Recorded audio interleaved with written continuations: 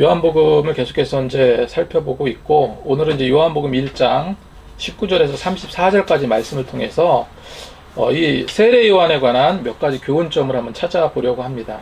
몇 가지 교훈점을 살펴보려고 합니다. 첫 번째로 겸손하자입니다. 일전에 세례 요한에 대해서 제가 잠시 살펴본 적이 있죠. 그때 세례 요한은 참으로 겸손한 성품을 가진 선지자다, 이렇게 말씀을 드렸어요. 세례 요한이 1장 26절에 나는 물로 세례를 베풀거니와 너희 가운데 너희가 알지 못하는 한 사람이 있었으니 곧 내 뒤에 오시는 그이라. 나는 그의 신발끈을 풀기도 감당하지 못하겠노라 하더라. 이렇게 기록이 되어 있습니다. 신발끈 풀기도 감당하지 못하겠다. 누가복음 기록에 보면 누가복음 3장 15절 말씀에 나보다 능력이 많으신 이가 오시나니 나는 그의 신발끈을 풀기도 감당하지 못하겠노라. 그는 성령과 불로 너희에게 세례를 베푸실 것이요, 이렇게 기록하고 있습니다. 그때 말씀드렸던 것처럼 이 신발끈이라는 것은 당시 유대인들이 여행할 때 착용하였던 일종의 샌들이라고 말씀을 드렸습니다. 그 끈을 가리킨다 말씀드렸죠. 그래서 주인은 초대한 손님을 방문하면 자기 집에서 여러 명의 종들을 불러서 그 중에서 종들 중에서도요 가장 좀 천하고 어린 종을 시켜서 손님의 신발끈을 풀고 발을 씻기게 하는 그런 것이 관례였습니다. 그런 신발끈조차 풀기도 감당하기 어려울 정도로 고귀하신 분이 예수님이다, 이렇게 말하고 있는 거죠.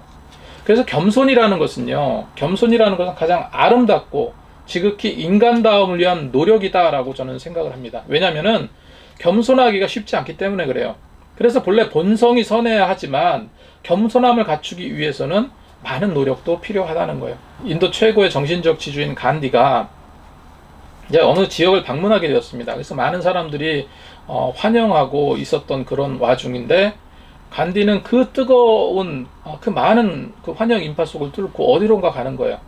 어디론가 가는데 그의 눈에 보였던 것은 한 늙은 여인이었습니다. 많은 사람들이 다 그냥 몰려들면서 환영하는데 그가 간 곳은, 놓치지 않고 바라봤던 것은 저 구석에서 구석에 한 늙은 여인이 눈물을 흘리고 있는 그런 모습이었습니다. 간디는 활짝 웃으면서 그 여인의 눈물을 닦아 주었다고 해요. 여기서 우리가 무엇을 알 수 있겠습니까? 이 간디의 성품을 알 수 있는 대목이죠. 사람에게 겸손하면 그 사람은 존경받게 됩니다. 그리고 우리는 사람에게 겸손하고 무엇보다 하나님께 겸손한 마음을 가질 수 있어야 돼요. 그것이 우리가 신앙에 대한 예의이자 도리라고 저는 생각을 합니다. 이 겸손이라는 것은 나를 쳐서 복종시키지 않으면 변질되기 마련이에요. 대표적으로 성경을 보면 이스라엘의 초대 왕인 사울이 있습니다. 처음에는 무척 겸손했어요. 그는 주위의 효자로 겸손한 자로 인정을 받았습니다. 사울은 왕으로 세워질 때 자신은 부족하다고 이야기를 했는데 뒤에 주위 사람들의 권유로 왕이 되게 됩니다. 그랬던 그의 겸손은 오래 갔습니까? 오래 가지 못했어요. 왕이 되어서 권력을 쥐게 되니까 교만해졌다는 거예요. 그래서 그는 교만과 불순종으로 무너져버린 왕이 되었습니다. 사실 상식적으로 생각해보면 우리가 여러 왕 중에 사울왕과 다윗 왕이 있습니다. 사울왕과 다윗 왕이 있는데 누가 더 큰 죄를 지었습니까? 사울왕으로 한번 먼저 생각해보세요. 사울왕은요, 전리품을 취하지 말라는 것을 취해서 하나님께 드리려 했어요. 그리고 궁색한 그런 거짓말을 했습니다. 전쟁 중에는 굉장히 급한 마음이 생겨가지고 제사장 사무엘을 기다리지 못하고 제사를 본인이 하겠다고 해서 하나님께 제사 드리는 그런 어떤 법도를 어긴 그런 죄를 범했죠. 그릇된 제사의식을 행한 죄, 그리고 당시 취할 전리품을 다 소각하라는 하나님에게 꾀부리고 그걸 좀 취하려고 하다가 하나님 말씀을 어긴, 그런 명령을 어긴 죄. 사울이 진 건 분명히 죄악인데 하나님의 명령에서 벗어난 그 우를 범했기 때문에 죄죠. 근데 반면에 다윗을 한번 생각해 보세요. 다윗은 남의 아내였던 밧세바를 왕이라는 권력을 이용해서 어떡합니까? 갑질하죠. 갑질해서 그 여인을 범합니다. 간음합니다. 그것도 모자라서 충성스러운 그녀의 남편을 전쟁터 최전방으로 보내서 죽게 만들죠. 그리고 억지로 밧세바를 어떻게 해요? 왕궁으로 데려와서 아내를 삼습니다. 죄명을 따져본다면 강제간음, 강제결혼, 그리고 살인교사죄. 이것이 다윗이 지은 죄예요. 정말 다윗은 당시에 정말 심각한 죄를 지었습니다. 그런데 사울왕은 버림받아 죽게 되었고 다윗은 용서받아서 하나님의 은혜 가운데 번성한 왕조가 되었습니다. 이유가 무엇일까요?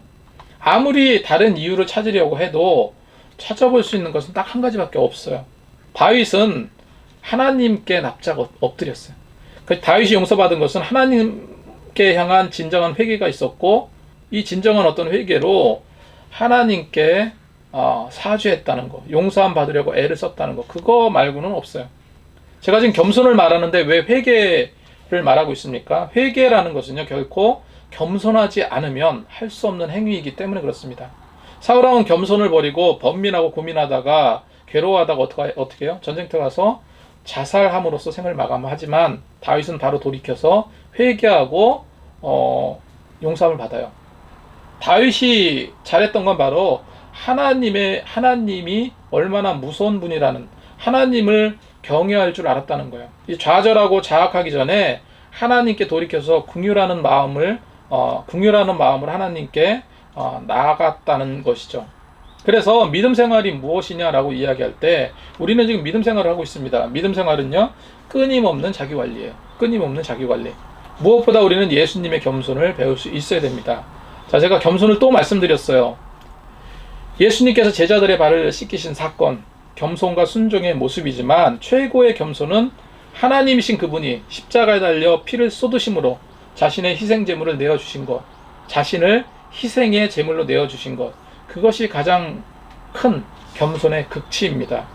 그래서 마태복음 11장 29절에 뭐라고 기록하고 있습니까? 나는 마음이 온유하고 겸손하니 나의 멍에를 메고 내게 배우라. 그리하면 너희 마음이 쉼을 얻으리니, 이렇게 기록하고 있어요.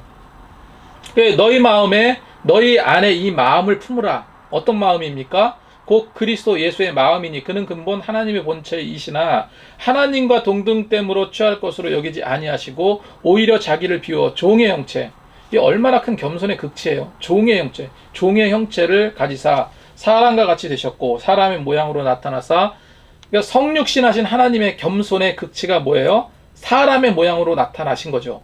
그 나타나사 자기를 낮추시고 죽기까지 복종하셨으니 곧 십자가에 죽으심이라. 죽기까지 복종하셨고 십자가에 달려 죽으셨다. 이거보다 더 큰 겸손은 없어요. 그래서 우리는 예수님의 겸손을 배우자. 이것이 제가 드리고 싶은 말씀이에요. 오늘 첫 번째 뭐라고요? 겸손하자. 세례 요한같이 겸손하자. 예수님의 겸손을 담자, 이것입니다. 두 번째로 내 분명한 정체성을 자각하자 입니다. 내 분명한 정체성을 자각하자. 세례 요한은 분명한 자기 정체성이 있었어요. 그리고 자기 정체성을 자각하며 그에 따른 행동을 했다는 거죠. 이건 옛날 그 철학자인 그 소크라테스가 뭐라고 말했어요? 너 자신을 알라. 이런 말과 일맥상통하는 거예요. 나를 알아야 세상을 살아가는 정확한 방법을 잡을 수가 있는 거죠. 마찬가지로 예수를 믿는 우리는 우리 믿는 자들은 어때야 될까요? 어떤 삶을 살아야 될까요? 우리 아이덴티티가 명확해야 한다는, 확고부동해야 된다는 겁니다. 그냥 흐리멍텅한 성도가 되지 말고요. 그리고 막무가내식 그냥 무식한 성도가 되지 말고 예의 없는 성도도 되지 말고 그 피 묻은 십자가의 복음, 내 확실한 신앙의 뿌리를 내리고 그 피 묻은 십자가의 복음에 내 확실한 신앙의 뿌리를 내리고 세상을 복음으로 치유시키며 늘 그 은혜와 감사에 사무쳐 감격을 누릴 수 있는 그런 삶이 되자는 거예요. 이것이 우리 신앙의 정체성입니다. 이 신앙의 정체성이라는 것은 곧 소명의식이라는 거예요. 소명의식. 세례 요한에게 이런 확고한 정체성을 가지고 있었다는 거죠. 다르게 표현하자면 세례 요한은 어렵고 힘든 당시 유대 상황에서 자기 소명이 분명했고요. 그것을 성실히 실천해 나가는 그런 성시자였다는 거예요. 당시 시대적으로 얼마나 암울한 상황이에요. 우리나라 일제시대랑 똑같았죠. 당시 이스라엘은요, 그 로마의 속국이었습니다. 로마의 속국이었어. 얼마나 총체적으로 암울한 시기였겠습니까? 상황이 그렇다 보니까 백성들이 메시아를 기다리고 고대했어요. 그래서 일종의 메시아 대망 사상으로 번졌다. 그래서 그게 달에 있을, 그 메시아 대망 사상이 그게 달아 있었던 때가 바로 예수님 당시 그때였어요. 그러니까 한마디로 갈망의 시대, 목마름의 시대, 하나님의 말씀을 통해서 회복되고 살아갈 수 있는 그런 시대였어요. 그런데 아이러니하게도요, 그렇게 갈급한 시대였는데 처절하게도 하나님의 말씀이 사람을 통해서 임하지 않았어요. 말라기 선지자 이후로 무려 400~500년간 하나님의 말씀이 선지자를 통해서 말씀이 대언되지 않았습니다. 그렇게 긴 공백 기간을 깨고 누가 나타난 거예요? 세례 요한이 나타난 거예요. 세례 요한으로부터 다시 하나님의 계시의 말씀이 쏟아졌어요. 마치 그냥 논밭에 가뭄에 거북이 등처럼 짝짝 갈라지듯이 그 이스라엘 백성들의 그 메마른 심령 상태, 그 상태가 그러했다는 거예요. 이렇게 짝짝 갈라진 가물어 메마른 심령 상태에 폭포수와 같은 말씀의 단비를 쏟아 부어주었던 사람, 그가 누굽니까? 세례 요한이었던 거죠. 그로 인해서 저들은 이 마음의 심령 속에 급속한 회복이 이루어지기 시작을 했어요. 세례 요한은요, 하나님의 백을 믿고 하나님의 명령 따라서 거침없이 외칩니다. 회개하라, 천국에 가까웠다. 우리가 기억하는 말 중에 세례 요한이요, 뭐라고 표현합니까? 이 독사의 자식들아. 그거는 굉장히 충격적인 욕이에요. 우리가 우리나라에서 가장 쌍스러운 욕 있잖아요. 그거보다도 더 엄청난 욕이에요. 그렇게 거침없이 욕을 해가면서, 그러면서 회개하라, 천국이 가까웠다 선포하잖아요. 만약에 빠른 그 속력을 다해서 항해 중인 배가 바로 앞에 보니까 어마어마한 암초가 있다고 생각해 보세요. 이렇게 운행을 하는데 바로 앞에 암초가 있어요. 곧 부딪힐 것 같아. 그 암초를 향해서 돌진하고 있는 상태입니다. 그 순간에 가장 필요한 것이 무엇이겠습니까? 물을 퍼내겠습니까? 아니면 배 안에 짐을 다 바다로 버리겠습니까? 그 긴박한 순간에 가장 필요한 조치가 뭘까요? 그 상황에서 가장 필요한 것은요, 빨리 배의 진로를 바꾸는 거예요. 배의 방향을 바꾸는 겁니다. 그래야지 살 수 있어요. 당시 세례 요한은요, 무엇을 던지고 물을 퍼내는 그런 근본적인 그런 해결책, 그런 것이 아니라 근본적인 해결책, 바로 진로를 바꾸라. 네가 살아왔던 방식을 바꿔라. 하나님께로 향하는 곳으로 진로를 바꿔라. 이렇게 말하고 있는 거예요. 그래서 안전하고 잔잔한 하나님 곁으로 옮겨갈 것을 선포하는 거예요. 그게 뭡니까? 회개하라, 천국에 가까웠다는 거예요. 그 영적 진로 변경이 촉매제가 무엇이었습니까? 회개예요, 회개. 그래서 이 요한복음을 기록한 사도 요한은요, 세례 요한을 표현할 때 예수님의 성육신하신 사실과 대비해서 세례 요한의 증언을 굉장히 소상하게 소개하고 있어요. 그리고 불필요할 만큼 장구한 기록을 남겨요. 예수님의 성육신 사건 설명 이후에 세례 요한의 증언을 대비하면서 기록한 내용이 19절에서 36절까지 내용입니다. 왜 그렇게 장구하게 지면을 하려 한 이유가 무엇일까? 이 세례 요한의 그 증언을 바탕으로요, 세례 요한은 굉장히 인기도 많고 또 하나님의 메시지가 선포되었지만 세례 요한 그가 결코 메시아가 아니라는 사실을 보여주기 위한 거죠. 세례 요한이 결코 그리스도가 아니라는 것을 명확하게 기록해두고 싶었던 겁니다. 이미 많은 백성들이 세례 요한이 메시아일 것이다 이렇게 생각하고 추측했다는 겁니다. 백성들은 너무너무 궁금했어요. 지금 이 암울한 시기, 이 속박받는, 로마로부터 속박받는 이 시기에 자기가 간절히 원했던 그 메시아가 바로 앞에 서 있는 거예요. 그래서 이 백성들은 너무너무 궁금해서 어떡합니까? 오늘 이제 말씀에 있는데 예루살렘 종교 지도자들에게 요청을 해요. 세례 요한 그 사람이 도대체 누군지 한번 진상조사 좀 해달라. 19절에 있는 말씀이죠. 유대인들이 예루살렘에서 제사장들과 레위인들을 요한에게 보내요. 내가 누구냐 물어볼 때 요한의 증언이 이러하니라. 여기서 뭐라고 기록하고 있습니까? 유대인들이 제사장들과 레위인들을 요한에게 보냈다라고 기록하고 있어요.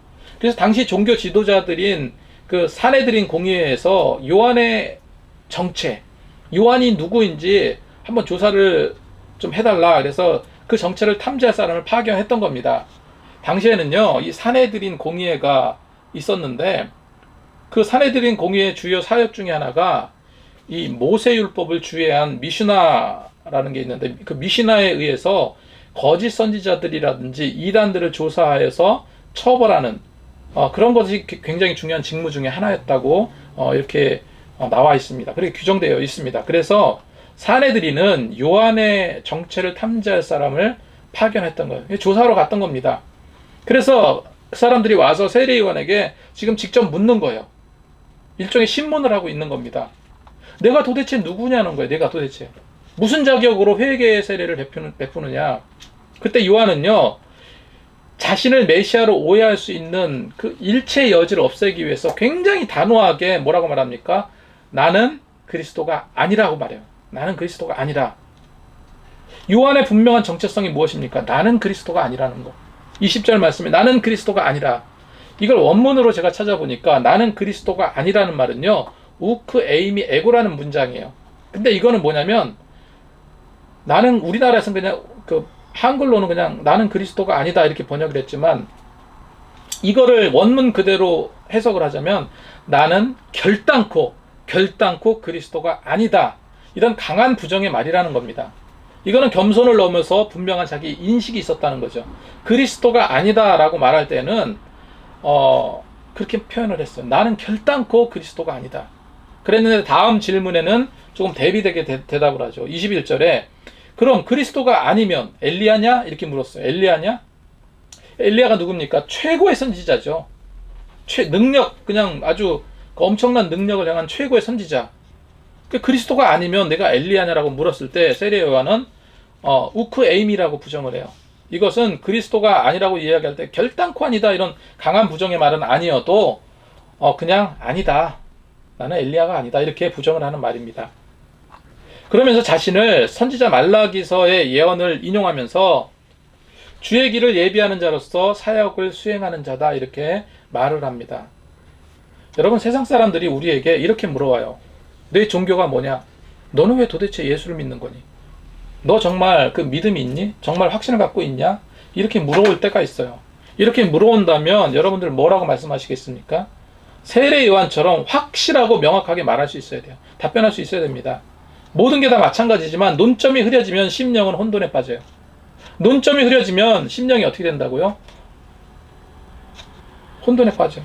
믿음의 분명한 정체성이 없다면, 이같이 논점이 흐려지거나 불분명해진다면 신앙은요, 표류해. 방향을 잃은 배가 되고 말아버린다는 거예요. 그래서 믿는 자가 믿지 못하면 신본주의에서 인본주의로 전락해버리는 겁니다. 마치 깨어진 틈 사이로 물이 스며들듯 온갖 세상의 죄악과 인본주의로 길들여져서 결국 믿음의 견고한 진을 무너뜨리는 그런 계기가 된다는 거예요. 여러분, 우리나라 교회가 이렇게 어려워지고 또 신본주의를 잊었다라고 얘기할 정도로 왜 이런 문제들이 생겼을까? 근본적인 문제는 저는 교회가 너무 배불렀다고 생각을 해요. 교회가 성도가. 제가 7, 80년도 제가 어릴 적 7, 80년도에 어떠했습니까? 이 말씀의 갈급함이 넘쳐났어요. 동네 곳곳에는 부흥의 현수막 포스터들이 넘쳐났고요. 교회는 부흥하고 기도 소리는, 그래서 철야 기도라는 게 있잖아요. 요즘에 철야 기도하는 교회가 있을까요? 많지 않을 겁니다. 근본적으로 지금 교회들은 기도를 안 하고 있어요. 그때 그 뜨거움이 별로 없는 것 같아요, 지금은. 제가 들은 얘기인데, 그리고 이거 예전에 이제 설교 시간에도 말씀을 드렸던 건데, 정말 사실이 아니길 바래요. 강남에 한 교회가 있습니다. 강남 가장 비싼 땅에 아주 고급스러운 교회가 있어요. 있다고 합니다. 근데 이곳에 모이는 성도들은 다 합해봐야 한 4, 50명 정도 되는 그런 교회예요. 개척교회인 거죠. 근데 열심히 전도해야 될 것 같은데 그 교회에는 전도지 한 장이 없대요. 그리고 전도는 아예 하지 않습니다. 무엇보다 중요한 것은 평범한 사람들은 아예 교회에서 받아주지도 않는다고 그래요. 그리고 예배가 딱 끝나잖아요. 예배가 끝나면 1인당 한 10만 원 정도 하는 값비싼 출장 뷔페를 불러서 기름진 식사를 나누면서 서로 한 주간의 교제를 나눕니다. 강남에 좋은 자리를 잡고 있으니까 얼마나 임대비가 비쌌겠어요. 임대비도 꽤 들 텐데 이들은 전혀 걱정이 없어요. 왜냐하면은 모인 자들이 하나같이 돈이 많거든요. 죄다 사업하고 재벌에 준하는 그런 자들이 모여서 다달이 바쳐지는 11조 헌금만 하더라도 이 차고 넘친다는 거예요. 그리고 모이면 정치 얘기, 경제 얘기, 사업 얘기하고 그런다는 거예요. 예전에 어떤 목사님 설교를 통해서 들은 얘기입니다. 여러분, 이게 교회라고 생각하십니까? 이거는 교회가 아니에요. 이거는 그냥 친목단체입니다. 친목단체. 10만원짜리 점심을 먹는 사람이 있는가 하면은 돈 1,000원이 없어서 라면도 못 끓여 먹는 그런 사람들도 있어요. 감사와 겸손으로 이웃을 섬기고 복음을 전하는 것이 교회의 본질입니다. 교회는 그래서 더 가난해져야 돼요. 이것이 우리 신앙의 정체성이 되어야 한다는 겁니다. 하나님은 누구에게 소명을 주십니다. 그걸 제대로 인식하고 내 할 일을 정말 찾기를 원합니다. 그것이 세례 요한에게서 우리가 배워야 될 믿음의 진보인 거죠. 자, 여기서 한 가지 지금 제 말씀을 전하고 있는 거하고 조금 다를 수는 있는데, 한 가지 세례 요한이 행한 세례가 물 세례입니다. 물로 세례를 베풀었다. 성령께서 주시는 세례의 의미를, 물 세례하고 성령께서 주시는 세례의 의미를 간단하게 이해하고 넘어가기를 원하는데, 종교 지도자들이 또 이렇게 물어요. 1장 25절 말씀에 내가 만일 그리스도도 아니요 엘리야도 아니요 그 선지자도 아닐진데 어찌하여 세례를 베푸느냐, 이렇게 물어요. 선지자도 엘리야도 아니고 선지자도 아닐진데 어찌하여 세례를 베푸느냐. 여기서 세례라는 것은 당시 이방인들이 유대교를 개종할 때요, 그들의 오염된 죄악을 떨쳐버린다는 그런 의미로 사용됐던 것이 세례예요. 그래서 공인된 의식 중에 하나가 세례였습니다. 그렇기에 지금 다 유대인들은 이미 그 하나님을 믿는 자들이잖아요. 그 유대인들에게 세례를 베푸는 행위는 그렇게 할 필요가 없는 거였는데 세례를 베푸니까 종교 지도자들은, 또 유대인들은 어떻게 생각했냐면 이거는 메시아적 행위다라고 생각을 했던 거예요. 메시아적 행위. 이미 개종한 유대인들에게 세례를 베푸는 행위는 메시아적 행위다, 이렇게 여겼습니다. 그 에스겔서나 스가랴서에 보면은 이런 물로 인한 세례 의식은 메시아 대망과 관련된 것으로 언급되어져 있습니다.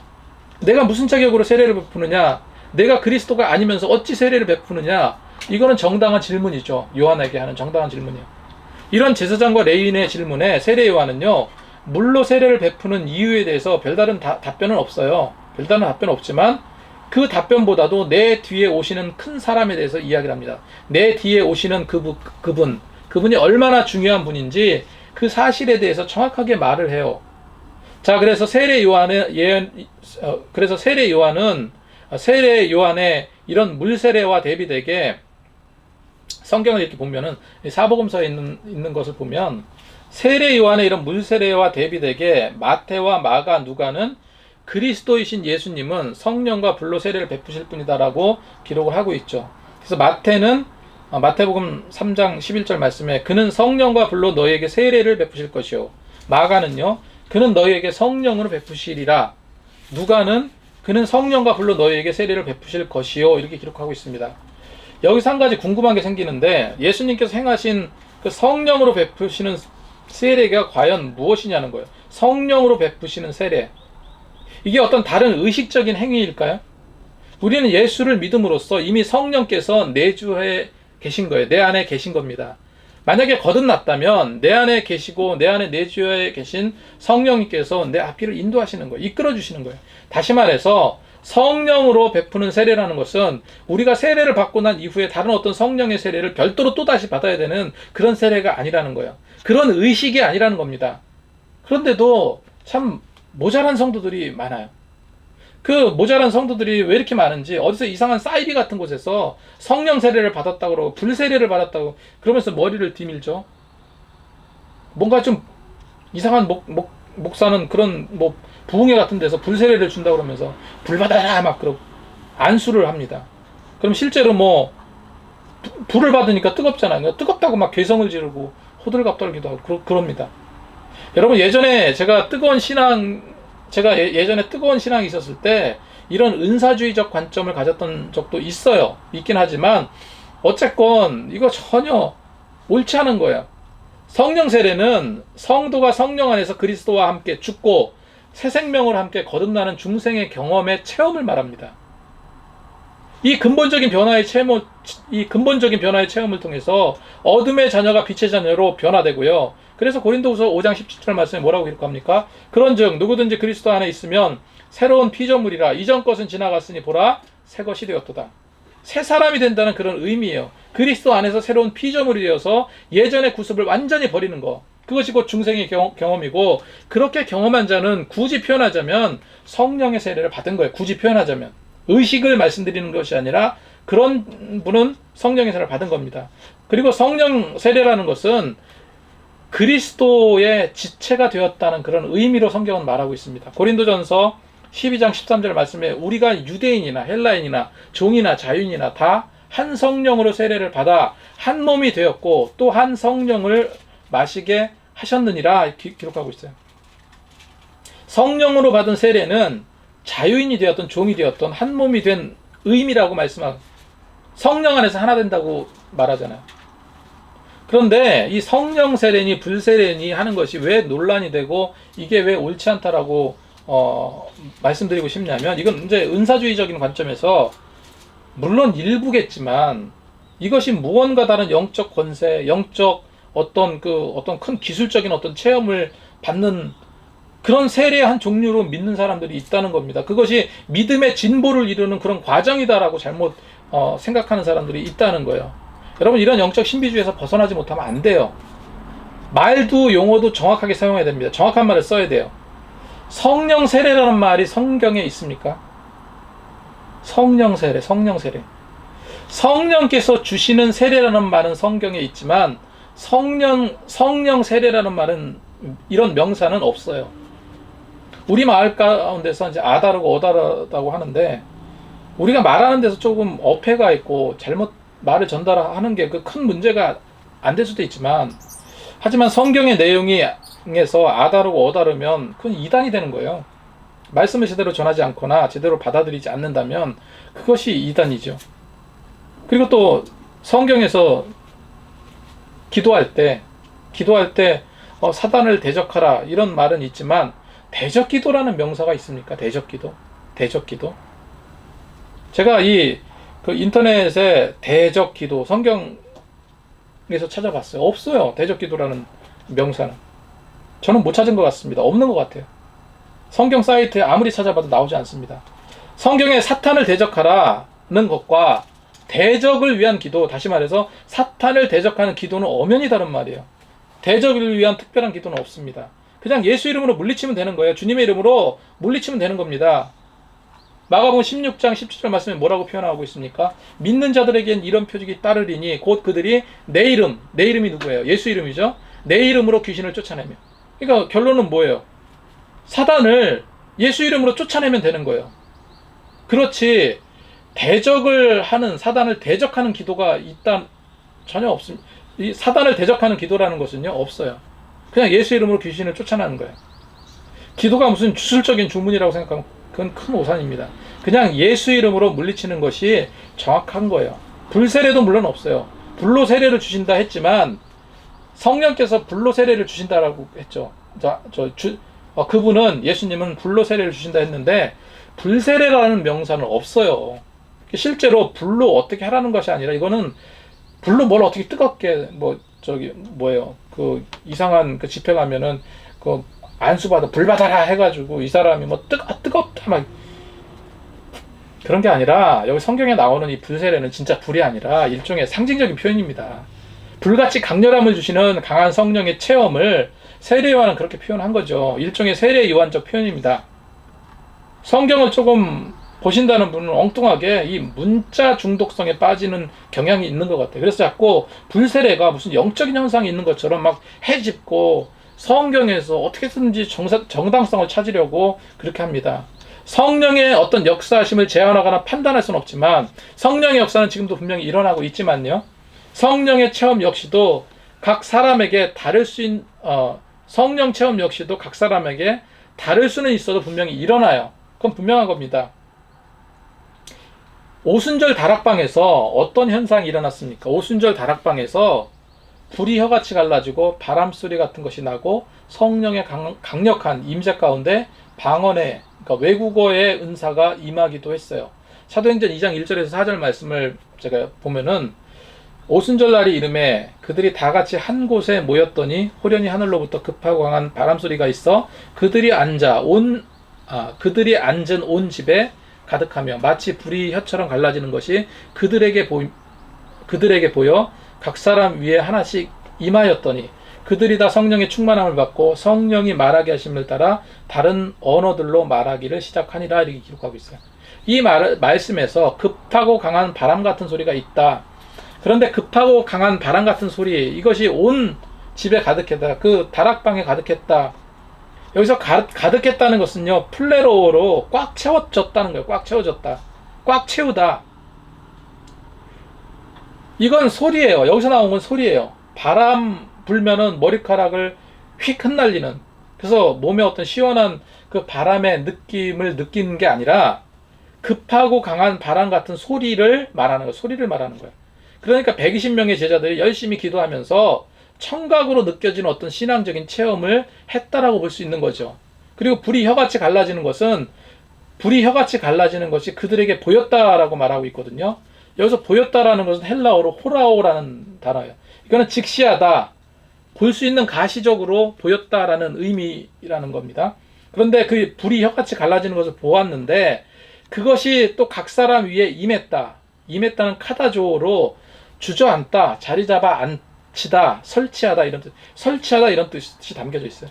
그래서 이 성령의 체험은 가시적으로도 확인되기도 하였고 환상이나 어떤 현상으로 모두에게 나타나기도 했다라고 볼 수 있는 거죠. 그래서 이런 성령의 나타나심, 성령의 역사하심의 영적 체험 현상은 분명히 있다는 겁니다. 그리고 분명히 성령이 말하게 하심을 따라 뭐를 말했습니까? 각기 다른 언어로, 각기 다른 언어로 말하기 시작하였다라고 기록하였어요. 그랬더니 거기 와 있는 외국인들이 어떤 거예요? 다 자기네 말로 알아들었다는 거예요. 예를 들어서 제가 한국말로 지금 설교를 합니다. 여기 계신 성도분이 한 분은 미국 사람이고 한 분은 프랑스 사람이고 한 분은 저기 무슨 에디오피아 사람이라고 치자고요. 또 뭐 저기 영국 사람, 중국 사람 이렇게 각기 다른 나라 사람들이 앉아 있어. 나는 한국말로 예수 믿으십시오 이렇게 선포를 했어. 그랬더니 모든 사람들이 다 그 뜻을 알아들었다는 거야. 중국 사람도 프랑스 사람도 영국 사람도 다 그 뜻을 알아들었다는 거야. 한 언어로 이야기하는데 많은 사람들이 자국어로 들었다. 이건 있을 수 없는 얘기죠. 그냥 우리는 뭘로 이해하면 됩니까? 성령의 역사하심으로 이해하면 되는 거예요. 그래서 그거를 들은 외국인들이 뭐라고 말을 합니까? 뭐라고 증언합니까? 사도행전 2장 11절 말씀에 우리가 다 우리 각 언어로 하나님의 큰 일을 말함을 듣는도다 했습니다. 다 각기 다 들었다는 거예요. 초대교회는 이런 성령의 역사하심이 분명히 지금도, 초대교회 이런 성령의 역사하심은요 분명히 지금도 나타나죠. 하지만 성령의 기름 부으심, 성령의 역사하심으로 받아들여져야 하지, 이걸 어떤 성령의 성령의 충만한 어떤 특정한 과정이나 믿음을 높이는 단계, 이걸 받으면 믿음이 더 올라간다, 이런 것으로 이해해서는 안 된다는 거. 어떤 은사 집회 보면요, 정말로 쉽게 말해서 무슨 성령 체험을 교육받는 데도 있어. 교육받는데 성령의 능력을 받는 법, 성령의 그 권능을 받는 법, 이렇게 그런 걸 가르쳐 준답시고 돈도 받는 것도 있습니다. 막 사람 쓰러뜨리게 하는 기술 같은 거 가르쳐 주고. 이런 부분을 파면 팔수록 한숨만 나오고 답답한 것이 너무 많아요. 뭔가 대단히 무언가를 얻기를 원한다면요, 여러분, 내가 정말 대단한 무언가를 얻고 싶다면은 성경 말씀 한 장이라도 더 읽으시기 바랍니다. 요한은 자신은 회개하라 이렇게 말할 수는 있어도, 요한이 많은 사람들에게 회개하라 선포했죠. 자신은 회개하라고 말할 수는 있어도 그 죄를 사해 줄 수 있는 능력이 자신에게 없고, 내 뒤에 오시는 즉 그리스도 대신 예수님께서 진정한 성령으로 죄사함과 거듭남과 구원을 이루실 분이다 라고 설명하고 있는 겁니다. 마지막으로요, 요한처럼 예수님을 보게 되는 믿음의 역사가 일어나시길 소망합니다. 보는 것은 믿음이 아니라 말씀드렸습니다. 보는 것은 현실이에요. 그죠? 현실이 되면 사실상 더 이상 믿음은 필요 없습니다. 우리가 저 천국에 가서 그때도 믿음이 필요할 거야. 그때 믿음 필요 없습니다. 왜요? 현실이 되어 버렸기 때문에. 천국에 가고 구원받으면 믿음은 사라지고 사실이 되어버립니다. 하지만 주님 오시는 그날까지 우리는, 천국 가는 그날까지 우리는 믿음의 요소를 반드시 갖고 있어야 돼요. 그래서 우리는 예수님을 믿는 믿음 안에서 살 수 있어야 됩니다. 그게 소망이 되어야 돼요. 요한은 예수님을 보았습니다. 이 말은 요한은 예수님이 메시아임을 알게 되었다는 말이에요. 32절에서 34절 말씀을 살펴보면 이렇게 기록하고 있습니다. 요한이 또 증언하여 이르되 내가 보매 성령이 비둘기같이 하늘로부터 내려와서 그 위에 머물렀더라. 나도 그를 알지 못하였으나 요한이 이렇게 말했어요. 세례 요한이 나도 그를 알지 못하였으나. 그런데 사실 어떻습니까? 요한이 예수님을 알지 못할 수가 없어요. 왜요? 요한과 예수님은 친척관계예요. 친족관계입니다. 그런데 예수님을 알지 못했다는 것은 말이 좀 맞지 않는 것 같죠? 나도 그를 알지 못했다는 것은 친족 관계에 있는 예수님을 몰랐다는 것이 아니라 예수님이 메시아이시다라는 그 사실을 알지 못했다는 거예요. 그렇게 알지 못했는데 나를 보내어 물로 세례를 베풀라 하신 그이가 나에게 말씀하시되 성령이 내려서 누구 위에 머무는지를 보거든 그가 곧 성령으로 세례를 베푸는 이인 줄 알라 하셨기에 내가 보고 그가 하나님의 아들이심을 증언하노라 했습니다. 하나님께서 그에게 메시아가 누군지 알려주신 거예요. 그죠? 예. 근데 그냥 야 요한아, 장차 성경에 예언된 그 메시아는 사실 네 친족 그 예수라는 그 사람이다. 예수가 메시아다. 이렇게 말씀하시지 않으시고, 자 봐라 요한아, 누군가 올 텐데 성령이 막 비둘기같이 내리는 비둘기 형상같이 내리는 그런 형상을 보여줄 텐데 바로 그분이 성령으로 세례를 베푸실 예언된 메시아다. 이렇게 말씀하신 겁니다. 그래서 세례 요한은 예수님이 그분이 요단강가로 오시는 것을 보았을 때 어떤 마음이 들었을까요? 예전에 친족 관계에 있는 그 예수님의 모습으로 느꼈을까요? 아니겠죠. 그 어땠을까? 마음이 기뻤을까? 슬펐을까? 안타까웠을까? 아니면 감사했을까? 평소 알고 지내던 친족이었던 예수 그리스도, 예수님, 세례를 받기 위해서 터벅터벅 오시는 그 예수님의 그 모습을 세례요한은 정확하게 보고요. 자기는 신들매도 감당할 수 신발끈도 감당할 수 없다. 이렇게 표현한 거죠. 그래서 나중에 세례요한이 그런 하나님께서 알려주신 그걸 가지고 세례요한은 그 예수님을 메시아로 확신하고 고백합니다. 뭐라고 고백합니까? 세상 죄를 지고 가는 하나님의 어린 양이로다. 상상해 보면 굉장히 묘한 감정이었을 것 같아요. 그리고 29절에 이튿날 요한이 예수께서 자기에게 나오심을 보고 이르되 보라 세상 죄를 지고 가는 하나님의 어린 양이로다. 이사야 53장 7절 말씀에 마치 도수장으로 끌려가는 어린 양과 털 깎는 자 앞에서 잠잠한 양같이 그의 입을 열지 아니하였도다. 베드로전서 1장 18절 19절 말씀에 너희가 알거니와 너희 조상이 물려준 헛된 행실에서 대속함을 받은 것이니 은이나 금같이 없어질 것으로 된 것이 아니요 오직 흠없고 점없는 어린 양과 같은 그리스도의 보배로운 피로 된 것이라 기록하고 있습니다. 오늘 말씀을 정리하겠습니다. 여러분 세례 요한처럼 겸손하시기 바랍니다. 예수님의 겸손을 배우시기 바라요. 우리는 늘 이 겸손의 멍에를 메고 몸에 이 겸손이 배일 때까지 노력할 수 있어야 됩니다. 두 번째로 내 분명한 믿음의 정체성을 자각하시기 바랍니다. 내가 누군지, 여긴 어딘지, 나는 무엇을 해야 되는지, 또 내게 주시는 하나님의 소명은 무엇인지, 나는 믿음을 확신하고 있는지, 정말 하나님의 선은 어디에 있는지 분명한 내 믿음의 정체성을 자각하시고 그거를 가지고 믿음의 소명을 받은 대로 나가야 될 줄로 믿습니다. 그리고 마지막으로 요한처럼 예수님을 보게 되는 믿음의 역사가 일어나시기를 소망합니다. 우리가 현실 가운데서 예수님을 만나고 바라보시는 그 믿음의 역사가 있기를 소망합니다. 그래서 확실한 믿음의 정체성을 가지고 확실한 체험을 누리면서 정말 복되게 하루하루 살아가시는 저와 여러분이 되시기 바랍니다. 기도하겠습니다.